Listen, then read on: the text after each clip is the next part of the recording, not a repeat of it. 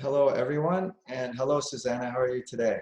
I'm doing well. So happy to see you again. How are you?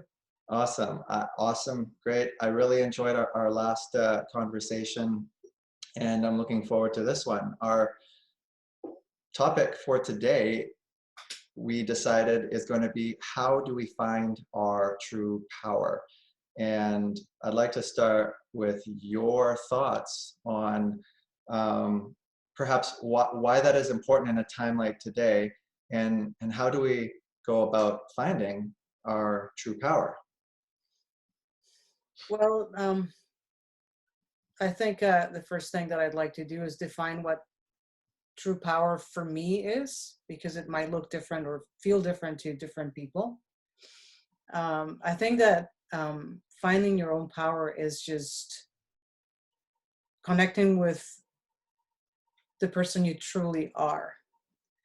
And I know that's a little esoteric and out there, but bear with me. And I'm trying to put it into words. I think it has to do with creating space within yourself to slow down the mind in a time when things seem to be out of control. And I think they seem to be out of control also because we engage in conversations, whether it's in our own mind or with other people, that have no positive impact on what's happening. So for me, it has been claiming my true power. It's been staying present in the moment and making sure that I create boundaries with other ideas and views that are not necessarily, in my opinion, contributing with the situation at all. Like, for example, an example of that, because I think that make it a little bit clearer. Um, I was scrolling through Facebook, social media, obviously, and there was someone making an extremely angry. Um, she posted something really angry about our prime minister being in a picture with his family with a big smile out in the sun. And she went on about how we were supposed to stay at home, but he's not at home, and he shouldn't have, gone to see his family. Um, it just went on and on and on, and I felt very triggered, very, very triggered by it. And I started to think about, well, what about it triggers me? And I think first is your comments are unnecessary. How is this going to help anyone? How are you trying to get people angry with the prime minister is going to help a situation where we need a prime minister to step up and be there for us? It's the Mm, first thing that came to mind. The second one was, we tend to see people in leadership as if they are not human, and they are very much human. And I thought about, Trudeau as a man. I thought, he's got children, small children too, and a wife. Why are we crucifying somebody for being joyous around their family? That triggered me too. And the next thing that triggered me was, as an immigrant, because, as you know, I wasn't born here. Um, People got into comments about, oh, we're going to lose our civil rights, and I'm like, I don't think we are defining civil rights in the way that it's meant to um, be defined.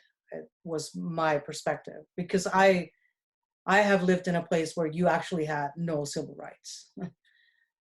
So I got triggered by those three things, and I had to, so reclaiming my power was, I had to identify that those things were the triggers to my emotional reaction. And then what I decided to do, because sometimes there's a fine line between just letting things be and saying, and speaking your piece and saying what's right for you. So what I did is I basically, I did engage a little bit respectfully in the conversation, and I said, this is not Venezuela where I come from. This is not Russia. This is not Colombia. So most people who were getting really angry were people that are not even from here originally. And so I did say that I thought it was a little bit, I thought it was a little dangerous to get into those kinds of conversations, that we should probably look at people for people and hope that in during this situation, people are actually going to get closer to their family, so they're healthier in their lives, so that, you know, we're all doing what we're supposed to do. We're all doing our part. And then I decided to post something with regards to, I will unfriend anyone who's spreading fear and anger. Like I needed people to know that that's important, and I'm hoping that people get also inspired by this, because we need to know what's going on. It's a situation that's scary for all of us. However, I don't think we should be promoting fear whatsoever, and I don't think we should be demonizing people who are trying their best. And I know for a fact that if I were in Venezuela in this situation, I wouldn't be getting an EI check or an EI, you know, I know this because I've lived it.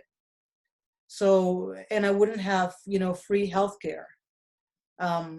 So I think that regaining your power is knowing what's aligned with your values and respecting what's aligned with your values. And in this particular time where people have a lot of time in their hands to be online, you know, firing all kinds of comments, good and bad, I think keeping yourself true and as optimistic. I think the word positivity has been overly used and almost like commercialized. I think it's being optimistic, that, you know, humanity has been here before, and it's all about working together. So staying true to me, I think, is how and it's a moment to moment practice, is how I regain my personal power. Does that make sense? Hmm. Oh yeah, no, I completely agree with you. I think, you know, in times like these, creating spaces is really important. You know, and I've heard, you know, my friends and some people say to me that this feels like a dream. You know, this feels like a movie's playing out in my real life. This feels like Armageddon. Well, you know, it could. Now, if we look at Armageddon, it's a product of the unraveling of an ego-driven world. It is the destruction of egos and the sickest parts of our planet, exposing all the ego's hiding spots. You know, this is actually an opportunity for us all to ascend. You know, it's very easy for us to get caught up in the atmosphere of fear, which is basically the feedback of a lot of people saying, I don't know how to thrive or feel connected, more when being faced with so much less. When all the creature comforts I'm used to having access to have been taken away from me. You know, most people go into the belief that says, if more is being taken from my experience, then it has to be less than. What we're going to find is that we can actually have a more enriching feeling and spiritual experience, and that that the more is taken from us temporarily, it's really giving us a chance to focus on what is really important to us and to make the most of these situations. These are the kind of environments that breed victimhood and fear, as you were saying, or it inspires generosity and heroism, you know, on those that decide to do the most with the least they've been given. So can we use this as an opportunity to be the best versions of ourselves in the near future? And what can help us to explore being the best versions of our self? And I think by creating space, as you said, you know, when you were engaging in conversation on Facebook, it's about creating space, not just, I guess, sharing these, not just only sharing experiences and beliefs, but also listening to others' experiences and beliefs. And oftentimes when we're caught up in fear, I find that we often listen to the anger of the person giving that message. So and that may come across as blame, as anger, instead of looking past those emotions, those superficial emotions, and looking deeper within and actually listening, or at least asking the people who are blaming, the people who are angry, it's a time to create space, and by questioning, why do you feel this way? What is it that makes you feel angry? Explain to me why you feel your civil rights are being taken away. Explain to me. I want to know, because I don't understand. I don't see that how being angry can achieve anything. And so when we open up a dialogue, we're basically creating a meditative space to explore not just our own ideas, but to maybe now's the time also to be in that calm space that meditation can create, but also to be listening from a different place that maybe feels really uncomfortable for ourselves, where we put up these walls and these defensive barriers. Maybe now's a time to let down some of those barriers. And one of the things that, how I believe personally, Susanna, is how we can find our true power is through meditation. And you know, we can use this opportunity of quarantine or lockdown to explore other aspects of ourselves that perhaps we really never had the time for when we were in go, go, go mode. You know, in go, go mode, go, go, go mode, our attention was trapped on our ego-fueled identity. Now, with the material world coming to a standstill, the ego has little to attach and identify with. The ego is shedding its skin. So now it's time to collect, or to connect to a larger non-physical part of ourselves that we have been ignoring for such a long time. And we connect by way of meditation. I personally think that there's many definitions for meditation, or many perspectives on meditation. My take on meditation is that it's the art of bridging the physical world with the non-physical world.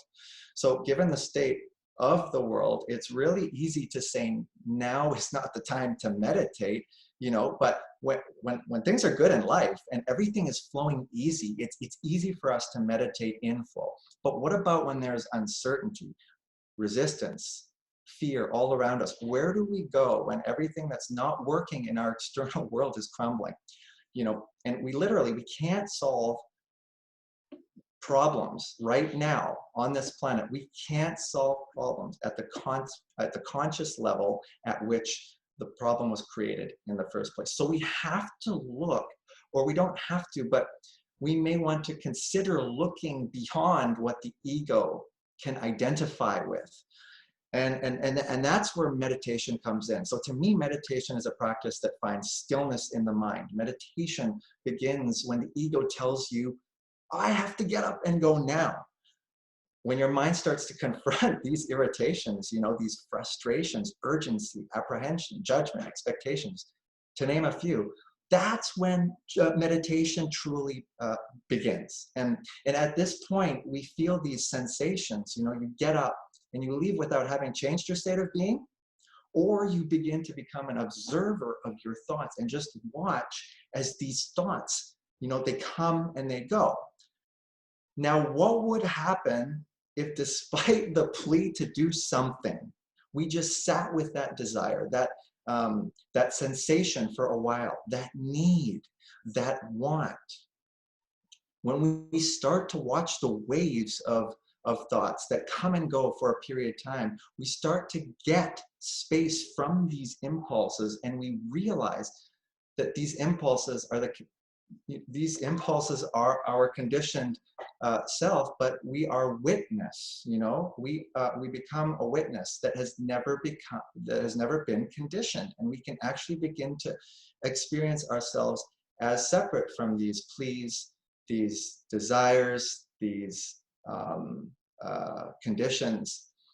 We are now bearing witness to safety that is not dependent on the outside, or the outside circumstances and the conditions of the world. Then we find ourselves not acting in a place coming from victim consciousness, and we are not also acting out in a way that is less beneficial for our society. So we start to now realize higher versions of ourselves. So I think an aspect of finding our true power is now through meditation, which can come in many different forms, you know, and And another way to visualize what meditation looks like, and I really like this analogy, is through the sound of music.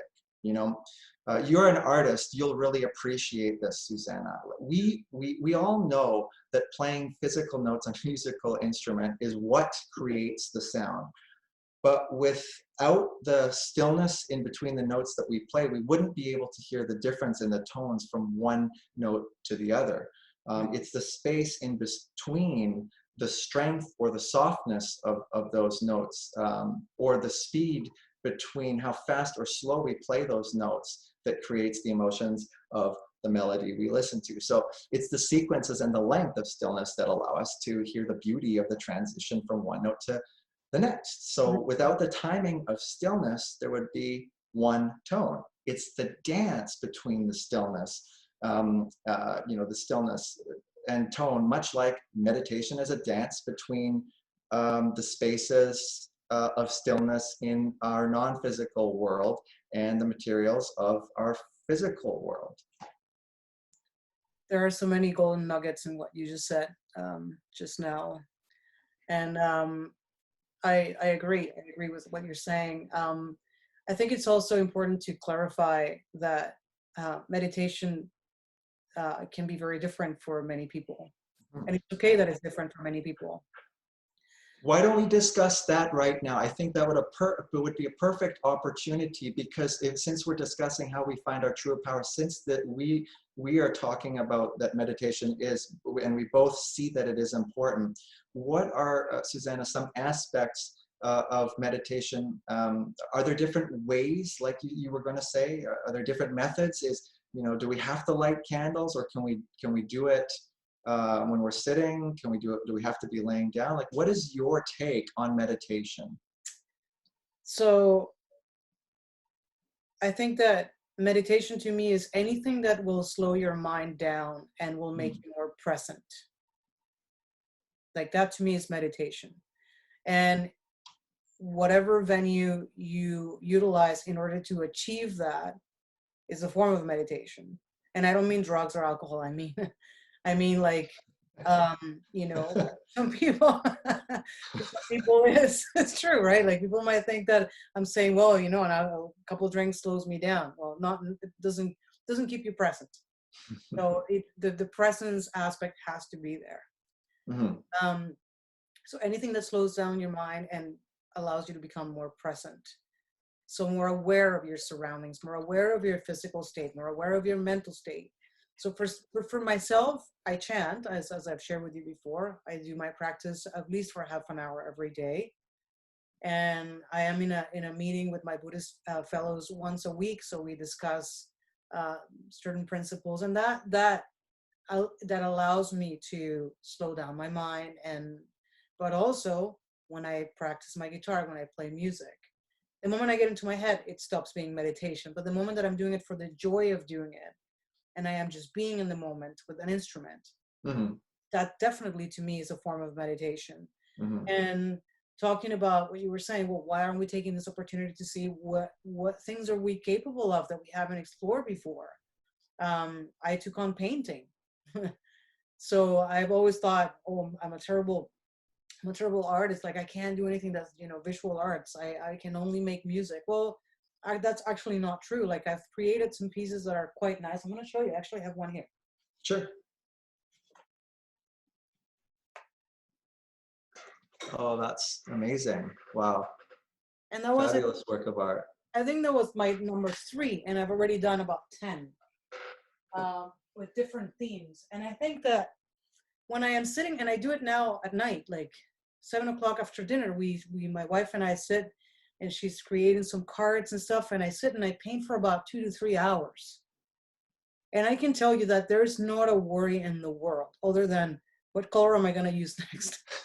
Which is not really a worry, is it? Exactly. Or that line's a little crooked. I'm just going to erase it and retrace it, So I think that people should find what works for them to slow their minds down. I don't think that, sitting down, oming is for everyone. I really don't.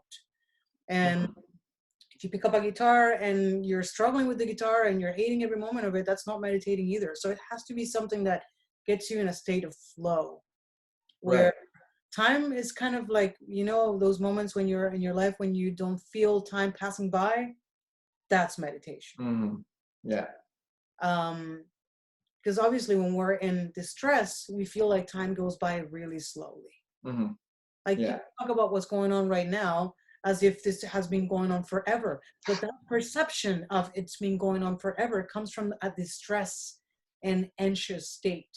Hmm. It does feel like it's been going on forever because we're not used to this, Hmm. and the ego is fighting every single aspect of it that is different to what it was used to. Hmm. But I actually, if we were to look at time, which is a construct, and we've talked about this, in terms of only been a month and a half of this. So if you look at it, if you step back, a month and a half is not a long time. It really isn't. Like, in terms of, like, 20 years, a year, or Hmm. so. I think that it's important to identify the difference. The resistance to what's happening will come with that dread and a feeling that time has somehow, like, tricked you. It's too Hmm. long. It's too long. Um, as opposed to, what, I am personally counting time with my practices. Hmm. Oh, today I got to do music, and I got to do my painting, and I got to do my chanting, and I got to do my physical exercise. Like, those things, and I got to connect with my wife. Those are the things that I am quantifying to feel that I'm actually checking the boxes that are helping me stay more present. Hmm. And they're all forms of meditation. Right. Um, Those are wonderful, ways to meditate, through music, through painting, and just letting the mind flow, and even, kind of creating from that a sense of stillness, a sense of peacefulness. You're not having to achieve anything. There's no time limit. You just paint. You just play. Um, and I think, on a even more simplistic, that is an intentional choice to do that. On a more simplistic, um, even a more simplistic note, uh, I think that everyone probably has done some form of meditation at some point in their lives. For example, if even what we call daydreaming can be a form of meditation. So if you use yourself, if you close your eyes, you're in your backyard, beautiful garden. The birds are chirping left, right, and center. The sun is shining, warming your skin. You begin to close your eyes and you just listen to the beautiful noises of nature around you, and you start to kind of all of a sudden fade, and there's an awareness that's still there in the background, but that foreground noise of all that stimulus from the nature eventually comes, and it goes, and we let our mind wander. This is what daydreaming is. When we sit in school, for example, and we're bored by the content that we're receiving, and that can happen.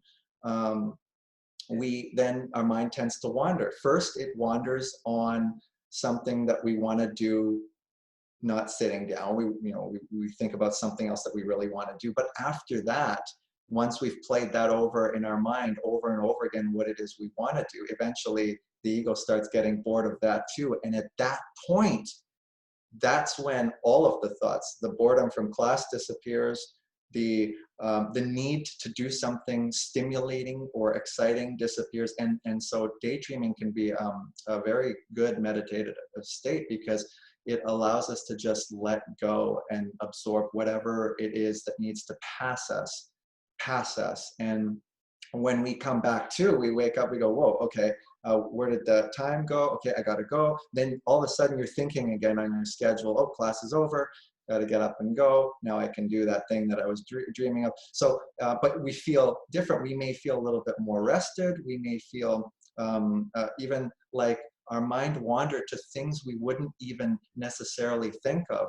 Like if for that person sitting in their garden, they may have started off observing a bird and then getting a moment of clarification, making eye contact with that bird or that specific animal and getting some form of a connection, just by observing, just simply by being an observer, without judgment, just feeling that connection through observation. So I think that we've all done it without realizing we've done it to some degree.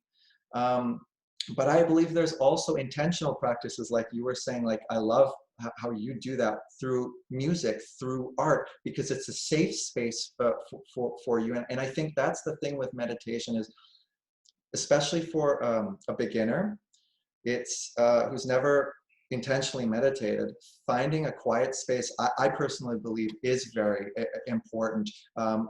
Free of distractions, free of the clock, free of allowing in the schedule for some extended time, so that and no cell phones off, all that sort of stuff, so that you have an allotted time that you can get to that point where you let go. And I think for the beginner, practicing every day a little bit, starting with 5 minutes of stillness in a quiet place, no distractions, closing your eyes, breathing, and then observing your thoughts. Do not force anything. Simply let go of your beliefs. Allow your mind to wander. And if 5 minutes is all you have, then that's all you have. For a beginner, meditation may just be the art of settling in and settling down.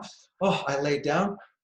Okay, just lay down, it's 5 minutes, good to go. So the meditation hasn't really started. The deeper layers of it hasn't started yet. But step one is you created the space, you lay down, and you began to start thinking on certain parts, which is breathing. And that's the first step. For step two, the intermediate, it could be more. It could say, well, I'm going to do 10 to 20 minutes of stillness, no movement.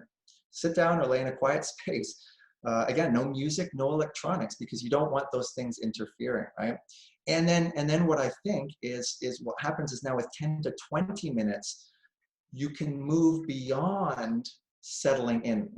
Within 5-10 minutes, usually I start to see people when I'm meditating with people, or I'm helping guide people through a meditation, is people get very comfortable after about 5 to 10 minutes in terms of just laying still. The first 5 minutes are usually restless movement, and for the advanced person, for the someone who wants to advance their meditation further or deeper, then more time is needed, because after 30, 40, 50 minutes, an hour, what you're going to start to find is the ego gets bored and it just starts to wander. You start to see all these things creep up, things you don't like, things you like, irritations, but you usually, with allowing time and just being present and realizing that you are now observing your thoughts, you can just sit back and enjoy the show and go, yeah,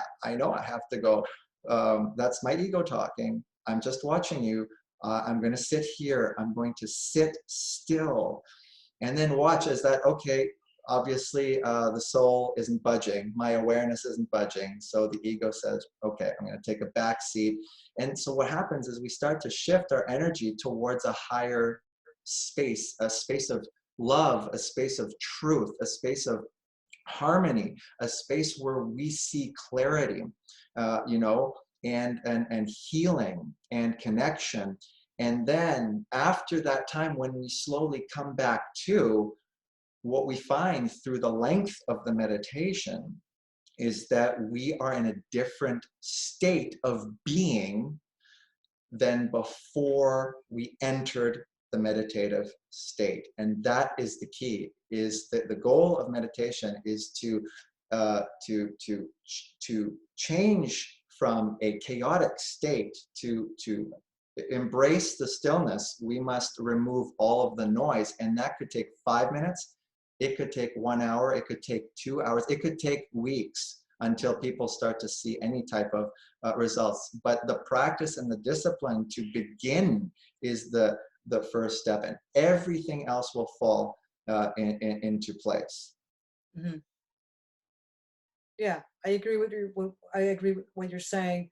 I also think that for some people who are not willing to try sitting down for 5 minutes, um, you know, I would say to people like that who say I can't sit down for 5 minutes and close my eyes, and I know of people like that, and it's completely okay.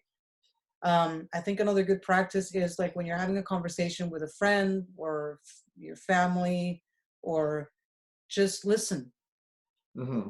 Like catch yourself when your mind is already coming up with an answer to what the other person is saying. If you're already elaborating what you're going to say, you're not really listening. Hmm. So I think that another way that's it's practical because we talk to people. Most of us talk to people all the time. Is to take Yes. time to have conversations where you're practicing active listening, or Hmm. if you're going outside, practice like looking at things and seeing things around you, as opposed to you're walking and you don't even know what streets you took and who was walking, and were there people, or unless it's something super obvious, we don't take it in. Right. um so I think that that's, there are ways in which people can be introduced to meditation that is not formal meditation. Hmm. I think some people are adverse to the idea of what meditation is supposed to be, Hmm. and then they reject the candles and the incense, and why not. I use candles, I use incense, but that brings me peace and that brings Right. me joy. It's So almost like we all create a different environment to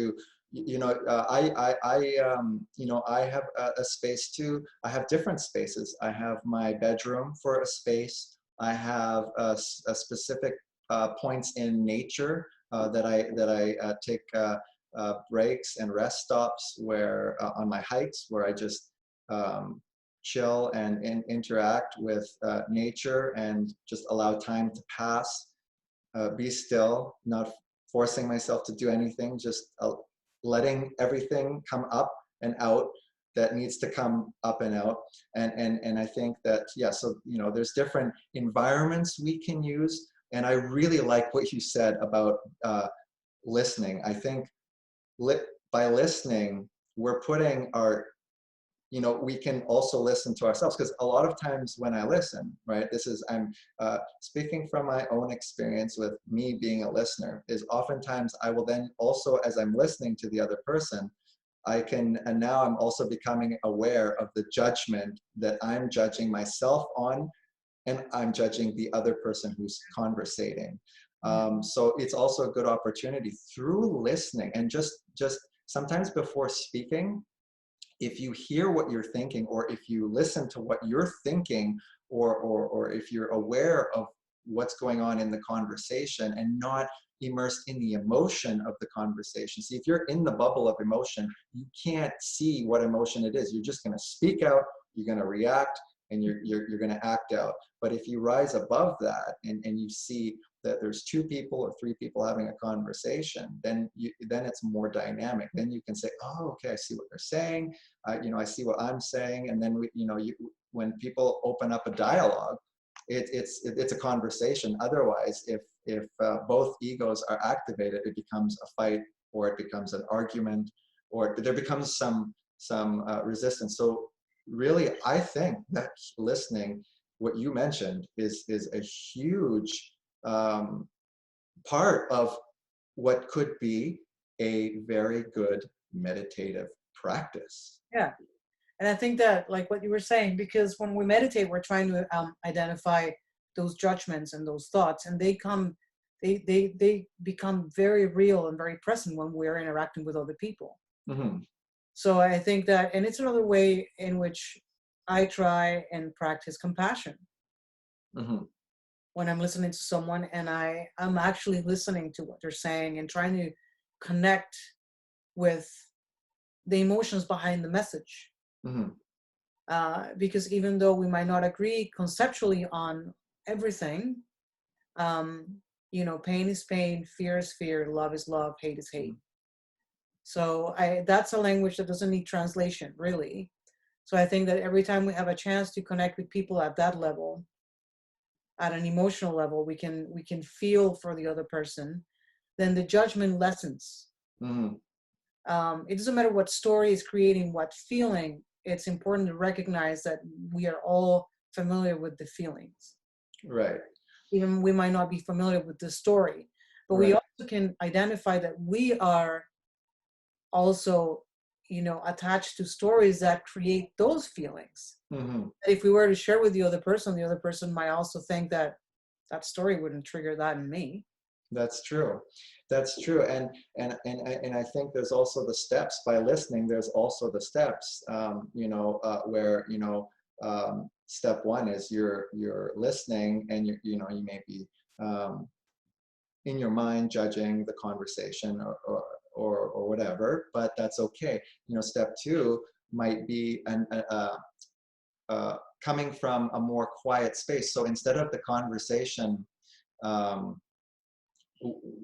you know growing this anxious, strong ball of energy that's building in me, recognizing that and saying, well, uh, why am I coming from a space of fear, or am I coming from a place of love? And when we can ask that, things in our brain literally change. And we basically go from the emotional part of our brain, that limbic system, that amygdala, that small primitive part of our brain, that which we've all heard of, the fight or flight response, which is a reactive, to now, when instead of saying something or throwing a punch or saying something abusive, or we now, if we wait a little bit longer and allow the fear behind that emotion to be present, what I think happens is that's the way we can learn to transmute fear. But I think a lot of times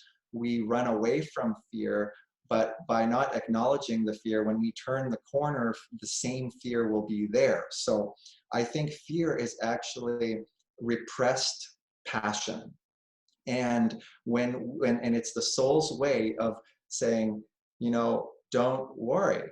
So why are we focused on worry? Well, worry is just the gatekeeper saying, you are, this is me, I'm worried.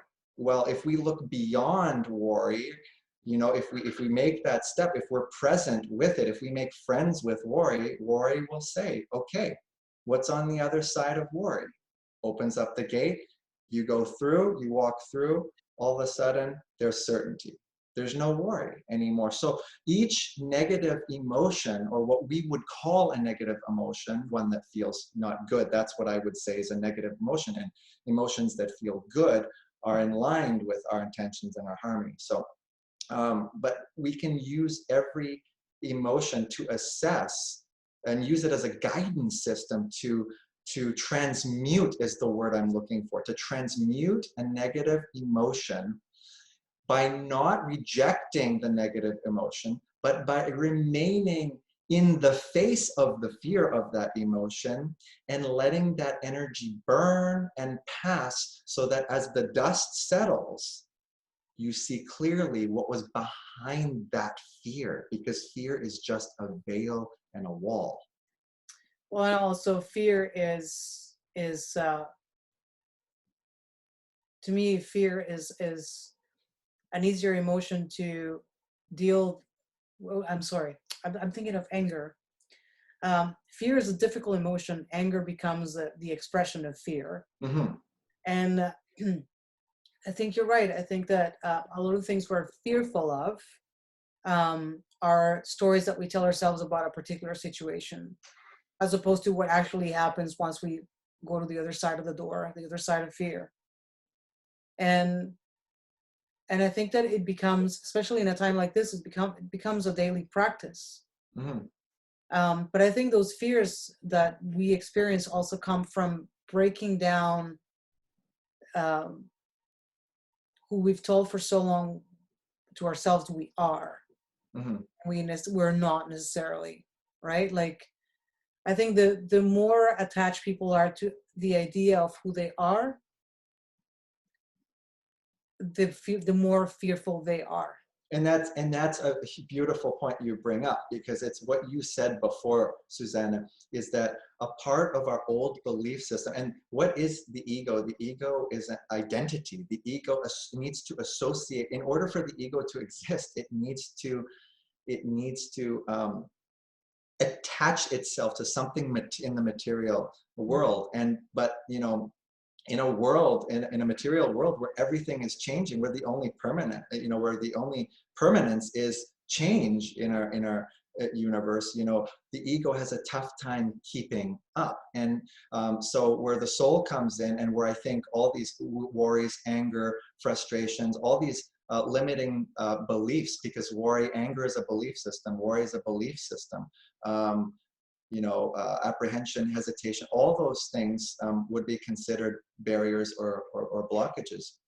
But if we allow the power of the soul, like a faucet of water, and the water being the soul energy, if our mind just says, okay, I give up, the ego, I can't handle this anymore, we open and we turn on the faucet, and the true power just runs through, and it fills up the sink, right? And then we have our physical universe, the sink filled up with water, right? That is the creation of the energy that flows through us. And if we turn off the tap, we limit the creation. We become stagnant. Water doesn't flow anymore. It's stagnant. It gets stale, and we become upset. We try to change with the ideas that already exist within the physical universe, that we see, that we touch, that we taste, that we hear. And we try to change the things that can't change. And that's the problem, is we're working so hard right now as a society to change the things within our existing institutional belief system. But you can't change what already is. We have to look beyond that. And so fear is a good way of challenging us to either resume our cycles, our habits, or to find new habits and shed old habits, so that we can experience an enlightened feeling, not a feeling of density, of heaviness that we carry around us. And think about it. It's inefficient to carry around weight. This is why the tension in our neck is always existing, because we stop breathing. Someone says something on the phone, we're talking, I could lose all my money today. It could be a family member, or I lost my job. And then the person on the other end of the phone, the breath stops, the shoulders go up. So it's amazing how, that's a habit, that's a reaction. It's the fight or flight response kicking in. But if we go, and there's no physical threat, there's no tiger chasing us, and if we we let that pass, what'll happen is the part of our brain that's the primitive part, the small part of our brain that still exists today, it can't last longer than 2, 3, 4, 5 seconds. If we can wait that long, what happens is that the prefrontal cortex, the front part of our brain, which is responsible for critical reasoning, for thinking, for making decisions, kicks in and goes, okay, well, you lost your job. How can I help? What can we do to move forward? What are some solutions? And now we start a forward way of thinking instead of a backwards kind of reactive way of thinking. So I believe that, we are stuck a little bit in this fight or flight response, and that every decision we're making is actually not our own, but it's a decision from a previous habit. And until we're confronted with those habits, until we choose to acknowledge and face the fears within our own habits, our own lifestyle choices, we will not ascend into this position. But we will ascend, because those habits will not leave. We have 2 choices now. We can either anticipate and make these choices beforehand, or we can let life choose for us. If we choose, it's easier and it's more flowing if we choose to change our habits. If we don't, some things or a thing or many things will happen to us where we are in no position to choose, and we must choose the opposite of what we chose before. And that is a little scarier, and that is a little harder. But either way, we are all going to get through this one way or another. It's just, are we going to make it easier? Or are we going to make it a little bit more challenging? I completely agree, and I couldn't have said it better myself. It's really good. That's really good. I think that during this time, Thanks, Susanna. oh yeah, of course. I think during this time, Jens, really what's going to, help humanity or yeah, help humanity is to take the time. We've been forced to take the time. I think most of us have claimed before this happened that we want more time. Well, I wish I had more time for this or that or the other. Well, now we have it. So is what we, like you said, is what we choose to do that will make or break the situation for us. It'll be the reason as to why we remember this as the most horrible thing that ever happened to us, or one of the most beautiful blessings in disguise that's ever happened to us. Mm-hmm. Right. I believe that it is a choice. Right. I believe that it is a choice. But also, I do acknowledge that some people are a lot more attached to their stories than other people. Mm-hmm. So for those who are so attached to their stories and their way of thinking is so rigid, this is going to be a very, very difficult time. Mm-hmm. Which is why I think what you said about truly, genuinely listening to people who are angry, people who are clearly stressed, will will not add fuel to the fire. It'll allow those emotions to burn. It's like telling a child, don't be angry, don't cry.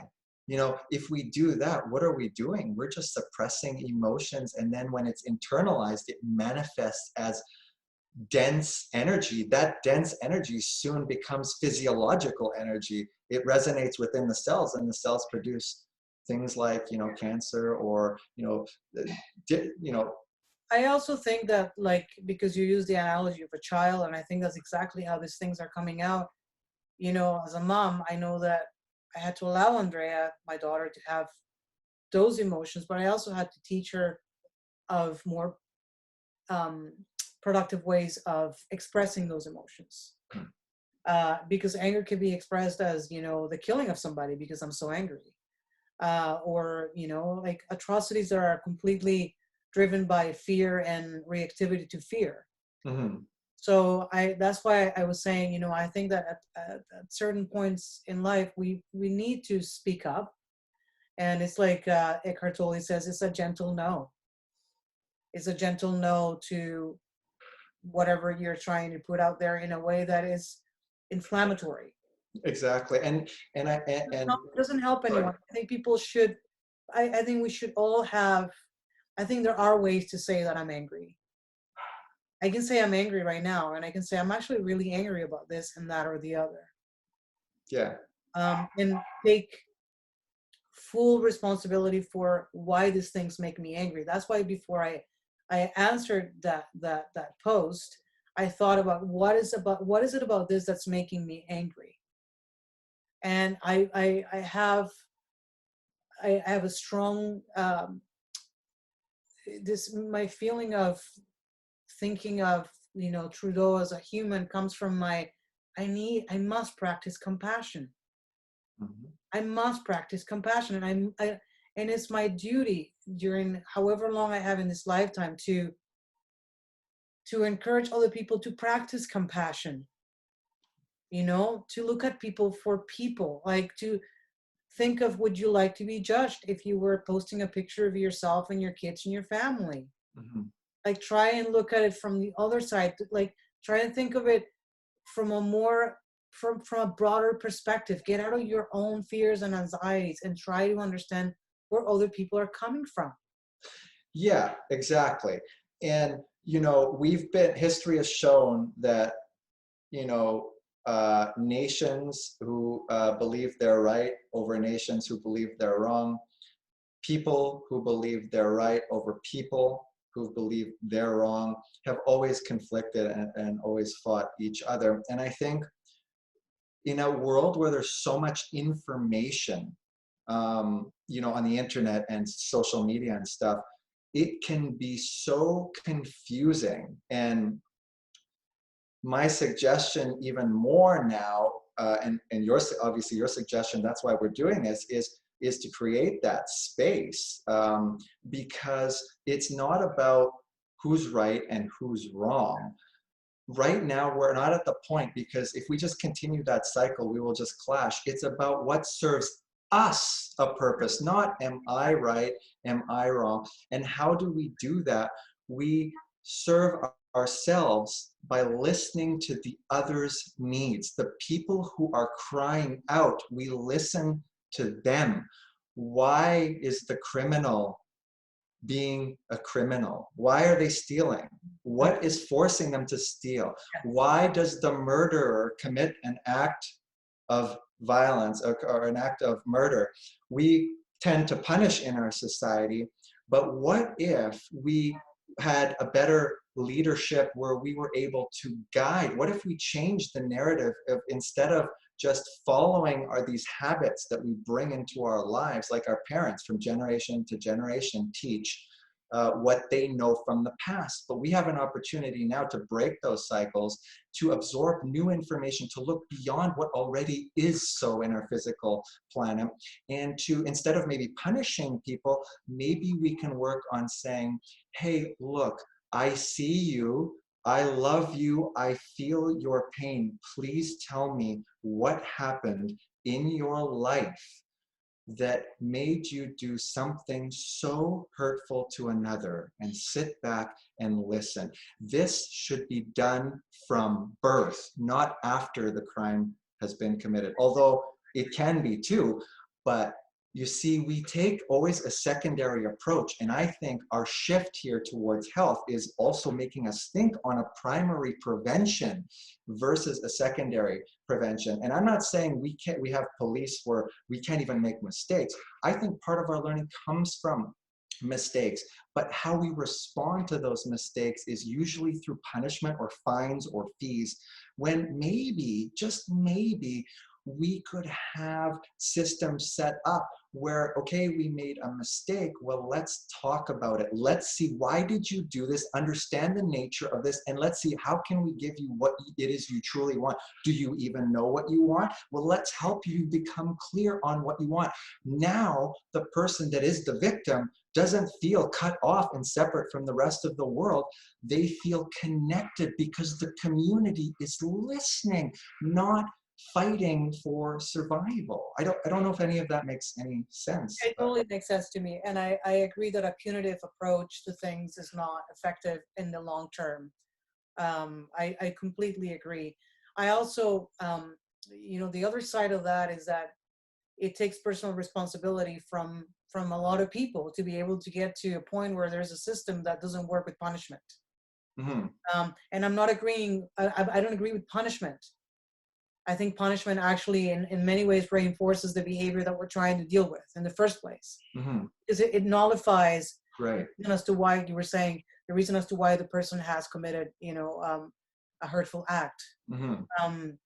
But at the same time, because we are in, and we talked about this last week, we're in different stages of awakening and awareness.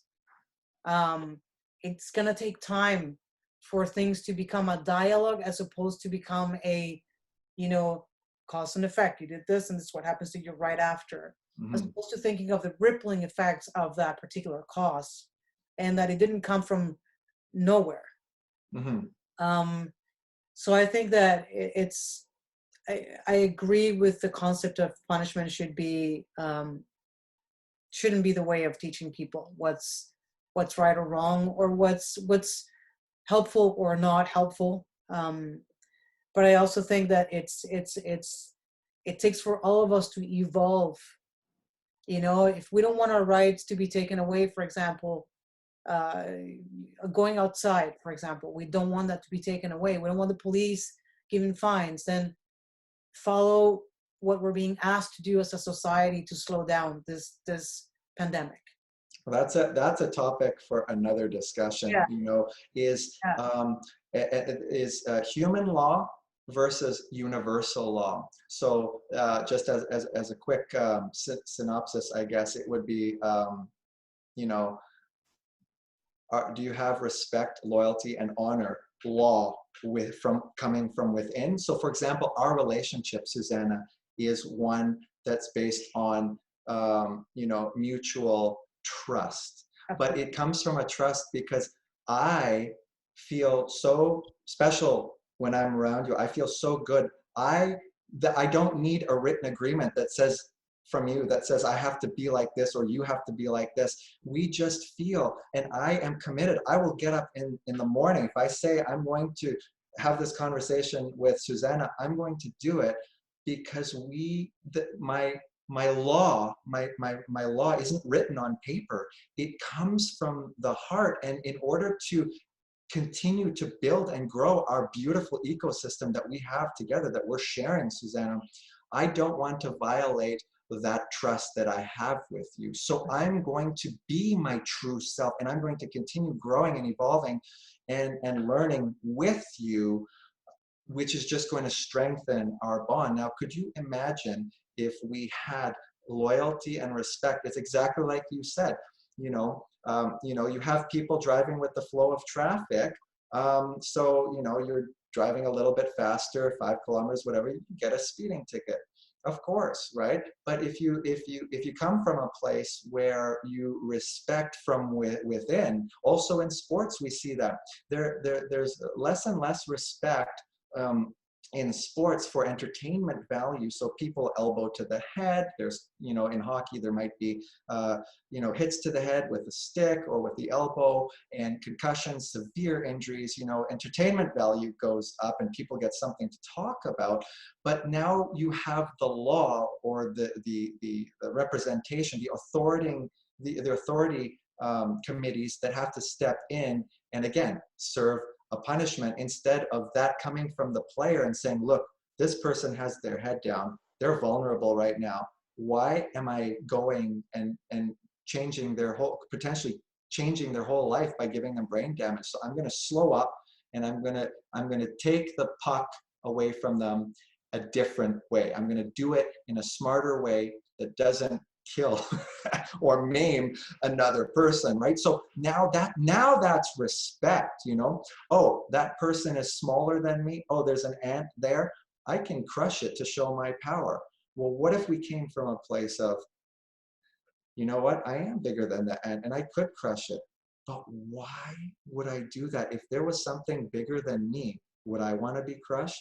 So, and this is where universal laws come in. When we understand the ways of the universe and physics and the laws that are within us, which we can tap into, the source energy, then everything works without having to really write too much down, because we right now have such a complicated society. Our bureaucratic process takes weeks, months, for permits, for things to go through, for things to be processed. The amount of time we spent on overcomplicated things and creating jobs for overcomplicated things is such a waste of time and people's, and it drains people. It stresses people because now there's deadlines, there's timelines. And it's like, if we could simplify our societies a little bit more by creating complicated systems that make life simpler, not more complicated, then that would be a different story. And I think that's the way that we're going to go, Susanna. Yeah, and I also think that it's important to recognize that it begins with oneself, right? Like you were saying, you have your personal laws, your personal integrity and value guidelines that manifest through your actions during your everyday. And I think that it comes with slowing down the mind. It comes with breaking down beliefs that don't serve us. But that's a process for each single individual. Right, and it's important to note that, and I'll give example. If I don't, please remind me. Is that when we're in the egoic way of thinking, it does come from personal values. But when we tap into the higher source, we're tapping into the same source that everyone can tap into, and it's the source of love. And and it's a source of harmony. It's the same energy that we tap into that is making your heart beat and my heart beat.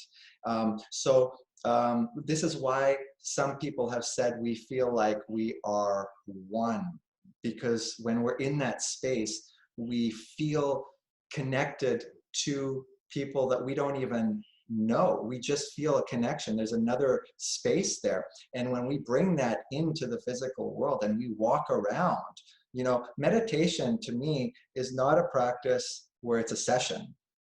Meditation works best when we are down and out, and it works all the time. It's like, how can we make it a lifestyle? Like Madonna's song, Life is a Prayer. Well, the prayer, as soon as we stop praying, as soon as we stop intending, as soon as we stop meditating, prayer, meditation, it's very similar because they're intent-based and stuff.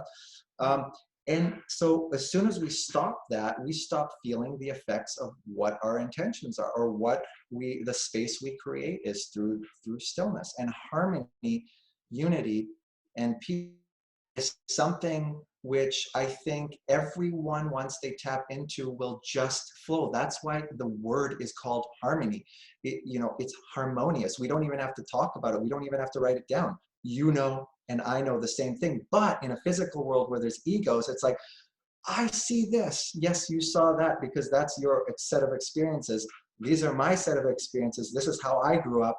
I'm right. You're wrong. I don't care about how you grew up. But when we go to a higher place, we actually form a bridge, and we start to think empathically on, well, now, why is that person, like, how did that person come to be?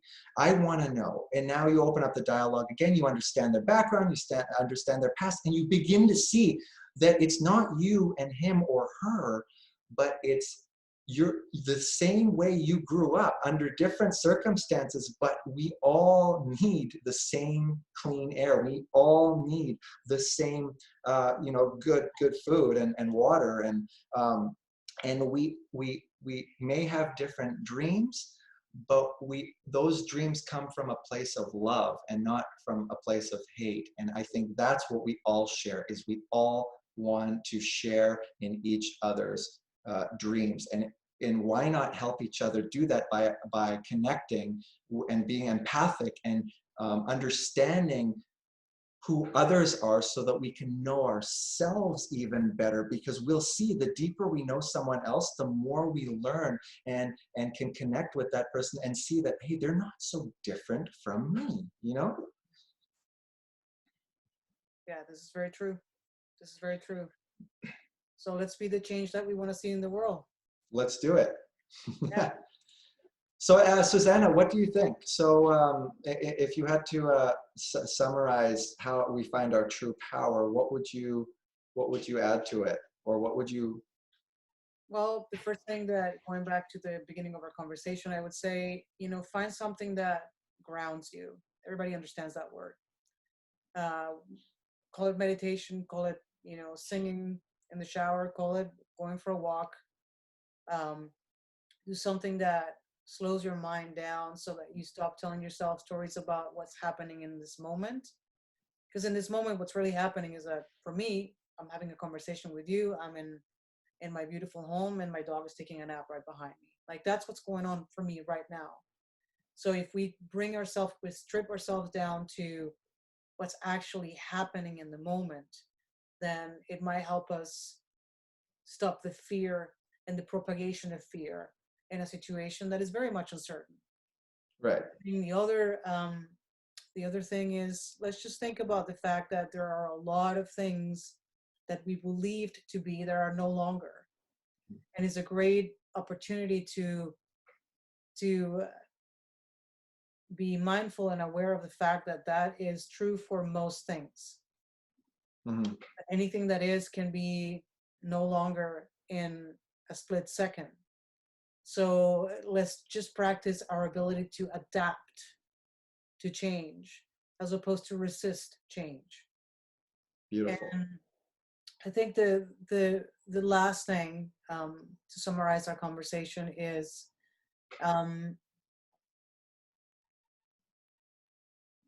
tune into your values, or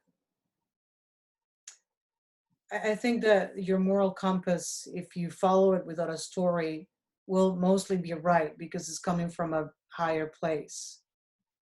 And if we tune into that, if we tune into those those sensations and those emotions, I think that our actions are going to be less reactive and more loving to one another. And I think that right now, that's exactly what we need.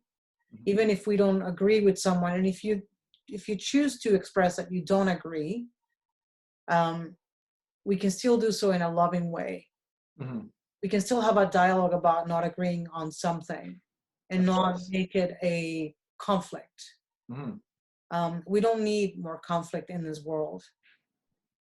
And we can be the promoters of dialogues and conversations which will promote change, um, and embrace natural law, which is everything is impermanent. Yeah. Or we can choose the other way. We can choose to continue to live in a struggle that, if we're honest with ourselves, the struggle is worse for us internally than it is for anybody else. You know, that's why I think that heaven and hell are here. Mm-hmm. We can live both of them on earth, and we can experience both in one single day. Yeah. So that's what I would say. Let's just try and continue to practice um, kindness and respect to one another, regardless of whatever differences we may think that we have. Oh, I think you wrapped that up beautifully, Susanna. Thank you, Jens. It's so awesome to have these conversations with you. I really enjoy it. Likewise, it's nice to be able to explore the universe with you and to discuss and have a dialogue and share our deepest thoughts and bring them forth. You know, bring light forth, and you know, as we share, we also expose our deepest desires, our deepest beliefs. But in doing that, we can make them become a reality. So it's thank you for listening to me, and thank you for for for sharing your beautiful, wonderful words of wisdom. Thank you. Same to you. Same to you. I appreciate you.